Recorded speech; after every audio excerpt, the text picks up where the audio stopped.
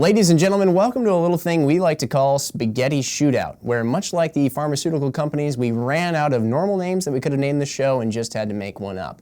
But it's not entirely out of left field because, much like a spaghetti western, what we have here is two individuals who will be going head-to-head in a series of topics that I, Jimmy Hamilton here, will be giving them throughout the course of the show. Now, across from me, those two individuals are Mark Boardman and Ryan Muckenhern, our very good friends and contributors to the show.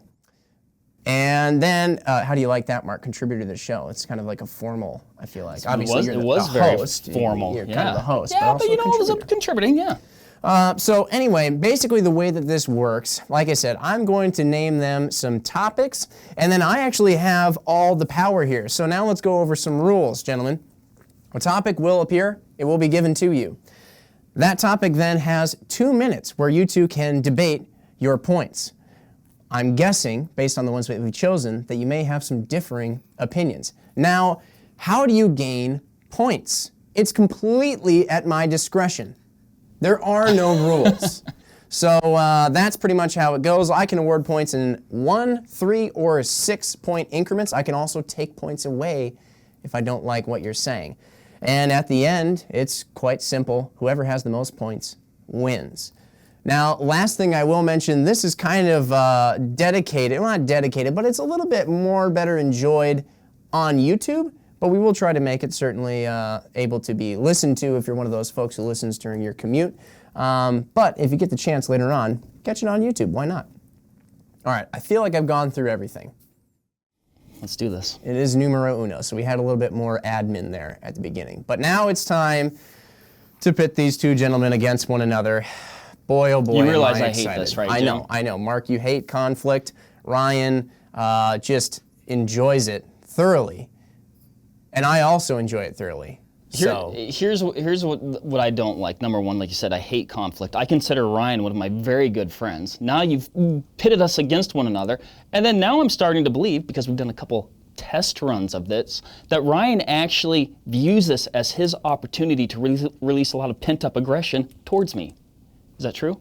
It's not untrue. Everything I thought I knew was true is, in fact, false. Let's go. Well, we'll see what happens. Okay, gentlemen, topic number 1 is going to pop up on our little screens here that we have to look at. Now, that topic is, you get one gun for Jurassic Park. What gun would you choose and why? Now, I am going to give one person the start during this 2 minutes, and I'll go with Mark for that. So, Mark and Ryan, your 2 minutes begins now. All right, Jim, now this is a bit of a toughie. There's a few things that you need to consider. Number one, I actually saw the original Jurassic Park in the theater, so I've got a lot of experience here. Number two, I don't think Jurassic Park actually exists because I've never been there. Now, as far as firearms go, not farms, firearms. Sometimes I want to take those things to the farm. If there was a Jurassic Park, I think I would likely use whatever ray gun exists to extremely vaporize the threat when Jurassic Park actually becomes a real thing. Now, if we ask to use conventional weapons, I'm going to go with the minigun that Jesse Ventura used in the movie Predator. Number one, it was used in a jungle-like setting. Number two, you get to use a backpack full of ammo. That's right, it comes with a backpack full of ammo. I love backpacks, and you can cut down the jungle with that thing. Now, if we weren't going to use that and we wanted to use something even more conventional, I'm probably going to go with just an AR-10 308 with tons and tons of mags. What an incredible and I don't even know rant if that's that was. Hold on, Mark. So you were just stacking points there, but the problem is you've named like 4 or 5 different firearms. I can't just make a decision. Okay, first of all, I'm going to jump in here. I'm going to say, number one, I would have to mount the scope on your gun in the first place. Number two, you cannot, listen to me right now, you cannot mount a scope on a GA M134 minigun. You just can't do it. So you're already up a creek there. You also didn't have a definitive answer because you don't believe Jurassic Park exists. This is the entire thing. This is an argument. It doesn't necessarily have to be based in fact. We're just going for it. The correct answer is a Blaser R8 Professional chambered in .458 lot. Why? Because we're dealing with gigantic sauropods and God knows however many giant, huge carnivores. We need a heavy caliber. We need something that is rapid firing. The Blaser R8 is a straight pull bolt action. I can stuff that magazine. I can rack rounds as fast as I need to. Goodbye, T-Rex. Wow, look at that, right at the buzzer, Ryan. I tell you what, Mark, you were gaining some points there when you started talking about the railgun. You brought in Predator. You do need to watch that because you were doing well. It was just your indecisiveness, which we all know you do possess, that started to become your downfall. Ryan, on the other hand, was very definitive. He threw out some great shade in your direction, and he also used the word Sauron or something like that. Sauropod, yeah. Which I appreciate. Let's have somebody look that up. I am pretty impressed with how fast he gained points on that. Well, I mean, it was kind of slow to start, and then as soon as like the rail, he was on a roll there. So, gentlemen, at this point in time, Ryan leads with a score of 21-13. Next topic you have is full-size truck versus trainer truck. Now, I think we might need a little bit of elaboration on the whole trainer truck designation. Ryan, would you care to explain to us what a trainer truck is? Because you do have one. I'm guessing that I had no input on this this topic. Well, actually, your trainer truck was the inspiration. That's great. Yes. You know, why don't we just start the clock, let's start the 2 minutes. Here we go. Begin. I'm going to jump in right away. Trainer truck is a shade throw against my Toyota Tacoma, by the way, which is a TRD off-road package, one of the most capable off-road out-of-the-box trucks on the market. And you can't deny that, Jim, and I know it's true. Thank you. Oh, just because he says you can't deny it, you got to give him points? It's true because Jim had a Tacoma.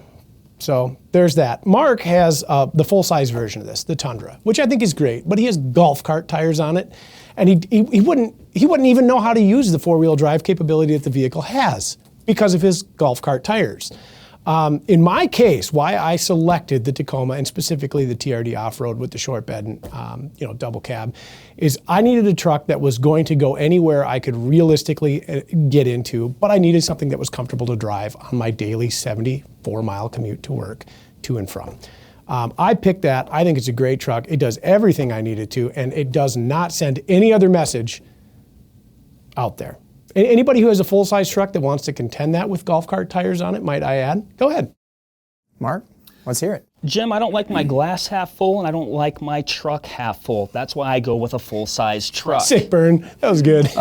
6 points right there. We're talking about a truck with a 5.7 liter V8. You know what that gives me, Jim? Golf cart tires with no traction. The size of the motor. To quote the great James Pumphrey, more power, baby. More power. We're looking at approximately, if I do my figures correctly, 348 horsepower versus 278 horsepower.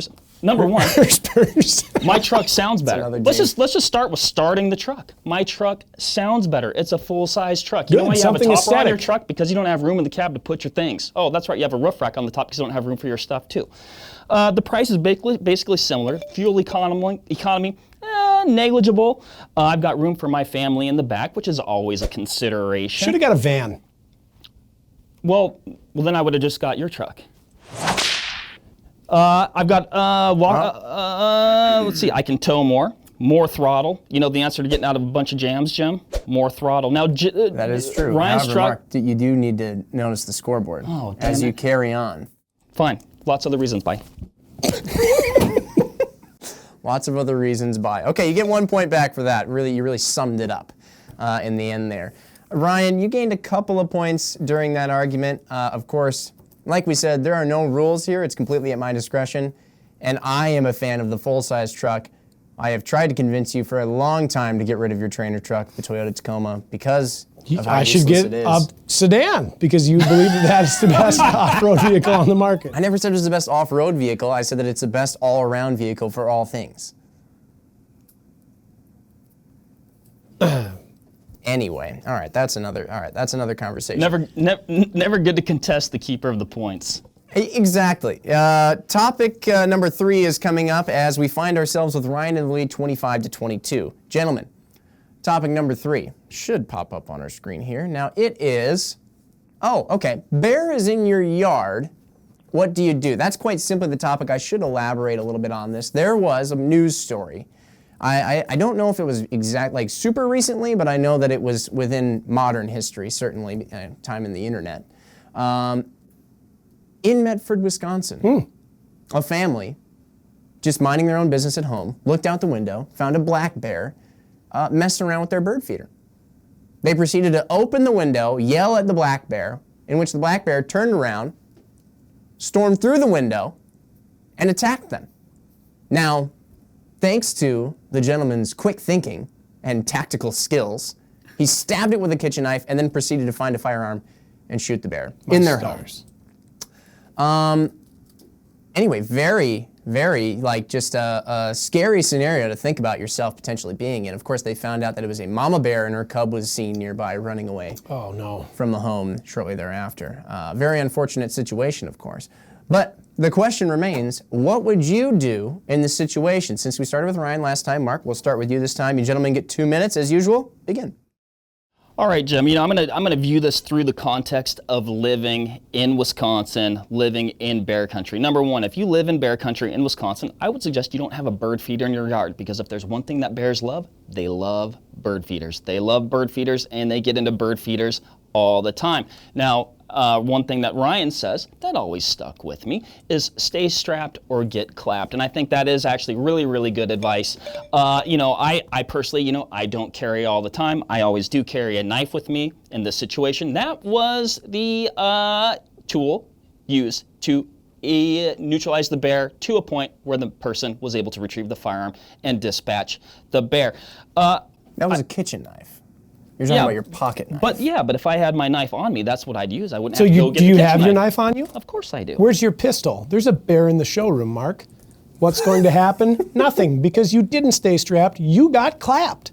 Secondly, Mark hates birds. I happen to have 3 bird feeders in my yard, and I love birds. Do you live in bear country? I sure do. Oh, barely. Oh, good pun for him, actually. Give him a point. That's pretty good. Some points. Nonetheless, Mark does not have a strap, so he will get clapped. And I don't know that you actually have kitchen knives either, because you probably eat out. If a bear comes into your house, you're going to retreat to your minivan parked in your driveway with golf cart tires on it. That would be your safest course of action. For me personally, I would assess what time of the year it is. I'm in Bear Zone 1 here in Wisconsin, and I could probably get a tag. And if so, because I'm rural, I'm going to make some bear grease after this, then probably do a couple of cured hams. Well, Ryan, actually, I really appreciate you bringing that up, because the one thing that I think that we're looking over here is the fact that Wisconsin doesn't have a spring season, so therefore you would be in violation because you never would. What time of year did I say in caveat before we started that argument, Mark? I would assess what time of year it was. To you because I don't care for your tactics. Anyway, the bigger issue here is Wisconsin doesn't have a spring season. This entire situation could have been mitigated if we did have a spring bear season, and there's really no scientific basis for not having one, in my opinion. Mark, you should have lost more points there for going over on time. However, I didn't mind your argument. So thank you. In that case, you have retained the points that you originally gained. Thank goodness. Ryan, I feel like I never really got a legitimate answer out of what you would do if the bear was in your yard. I would simply shoot it depending on what time of year it was, and then eat it had I had the tag in my pocket. Got it. I do want to point out, though, and it doesn't matter now, the points aren't going to be awarded. Mark says stay strapped or get clapped, while not being strapped or getting clapped. That is the most politician answer I've ever heard. We're going to do this, but he doesn't do it. Rules for thee, not for me. Mark Boardman, ladies and gentlemen. Ryan, do as I say, not as I do. That was a captivating argument, so you're going to get a point for that, Ryan. Thanks. We find ourselves at topic number 4, gentlemen, but Mark is leading now, 34-29. So still time to make that difference up, Ryan. I'm shocked, too. But we do have a topic that Mark, I think, has home field advantage in, because this question is Ridiculousness, the television show on MTV, quality programming? Gentlemen, please begin. Ryan, you shall start this 2 minutes. In short, Jim, no. This is a putrid, absolutely vile and foul program. The entire basis of this program, if you're not familiar with it, is these 3 individuals will scour YouTube for funny videos of people falling off of chairs, bicycles, skateboards, trampolines, water park things, all this, and simply repost them. More likely a team of producers, but go. Whatever. Simply like repost them, if you will, on the program. And then this woman, who I'm sure she's a very kind person, has a very bad laugh. She will begin laughing at these while this gentleman, who is confused as to what age he is, will say things like, sick dog. And that's the whole premise of the show. There's no context, there's no content, there's no room for education. It is absolutely vile drivel.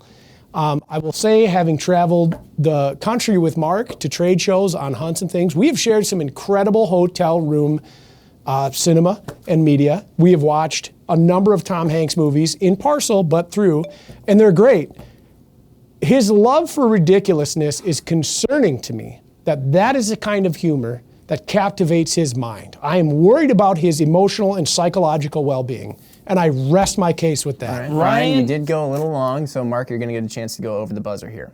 Ryan, if I was looking for a sleep aid, I'd probably hand you to the remote. And a short answer, is Ridiculousness quality programming? Yes, yes, and yes. It's the exact sort of mindless entertainment that a person needs when they're on a trip. If it wasn't quality programming, it wouldn't be on MTV 24 hours a day, to where you can access it, you can come and go as you please. Oh, yeah, we got to go do this. Well, guess what? We don't even have to hit pause, or you just turn it on, you turn it off, it's always on. And you know what? I have been a fan of Rob Dyrdek and Chanel West Coast for a long time, ever since the Fantasy Factory days. Rob and Big, these are great, great programs that people can enjoy and grow with as a person. And to speak to Chanel's laugh, I do not find it annoying. I find it endearing. And I also don't think that we should make fun of people because of the way that they're made. Wow. I think she could laugh different. Like, I don't think that's just, I don't think that's how she laughs. I don't know. I think she could maybe laugh different. That'd be like making, oh, you're short. You were tall. pretty good there, Mark, but you lost points because of the Chanel West Coast laugh thing. Hey, sure, she's a nice lady. It's endearing. It's just that I swear that they gave her a slightly hotter mic than everyone else, which is the part that bothers me. If she laughed that way and they just turned it down a little bit more, but no, She's laughing because it's funny. It's very funny. I'm laughing. Usually. Except the times I'm cringing. Okay, you guys are actually tied up, and I promise that I did not plan it to be this way. It just happened as we go into topic number 5. Topic number 5 is the most versatile cartridge in the world is ... question mark. Everybody knows we love to talk cartridges here.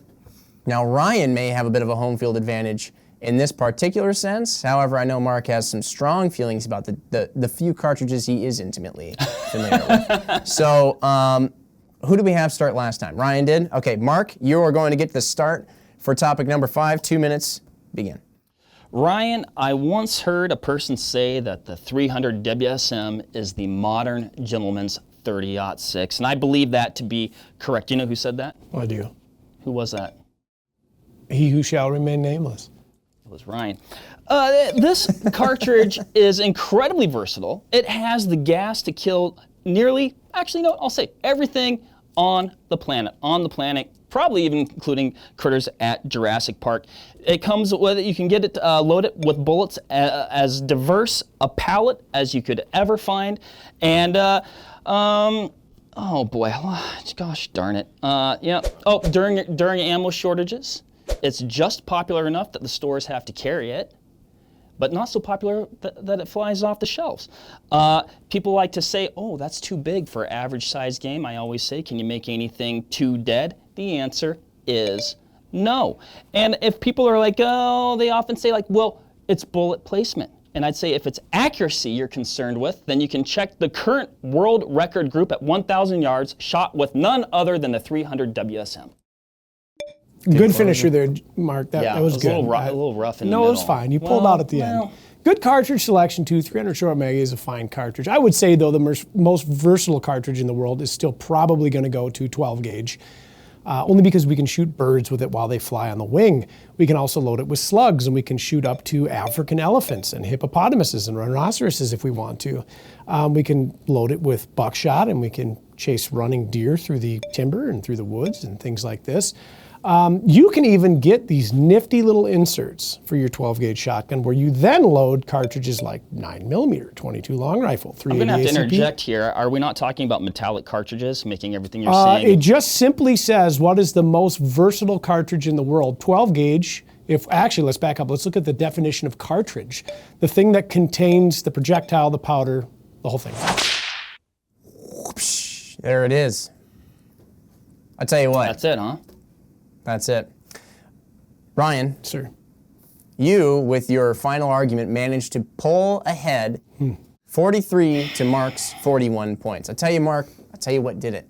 I think you'd have come out ahead, but it wasn't until topic number 5 that I finally realized you've been reading off those damn notes this entire time, haven't you? Those printouts.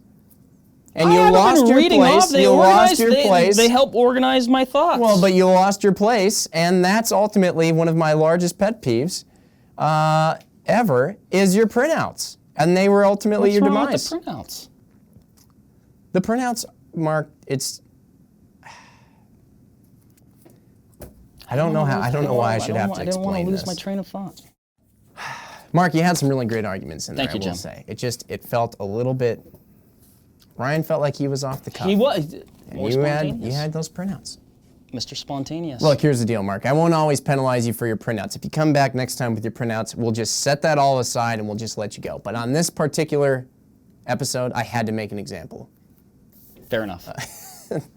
Gentlemen, with that being that Ryan was the victor in this face-off, he will get his chance at the last crack. That is a certain set-aside amount of time. What is it, 30 seconds or a minute? Something like that. Where basically Ryan gets to go off about whatever he wants. It could be about life, politics, philosophy, this particular face-off, Mark's truck, anything you want. Ryan, your time begins now. I don't really want to make this 30 seconds of shame for Mark, but I have been drinking out of his cup for the past couple of months. So let that be some sort of indication to how today went. In other news, I'd like folks out there watching to be cognizant that hunting seasons are quickly approaching. So as we get into the June timeframe, it's time to start looking for ammunition. This morning I was thinking, you know what? Bird and small game season is on its way. I need to start looking for some copper-plated number 6s so that I can go into the grouse woods prepared and ready to go.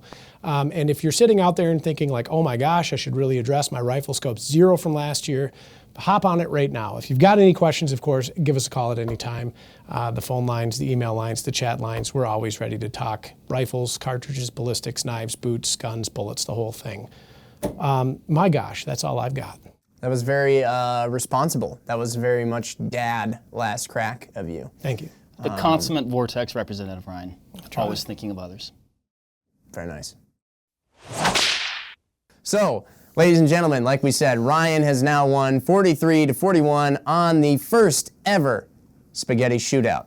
Again, if you've been listening to this the entire time, there are more visuals that you can check out on YouTube. If you have any specific topics that you would like to see these two argue, it's possible maybe even in the future we might switch it up and somebody else might be emceeing here.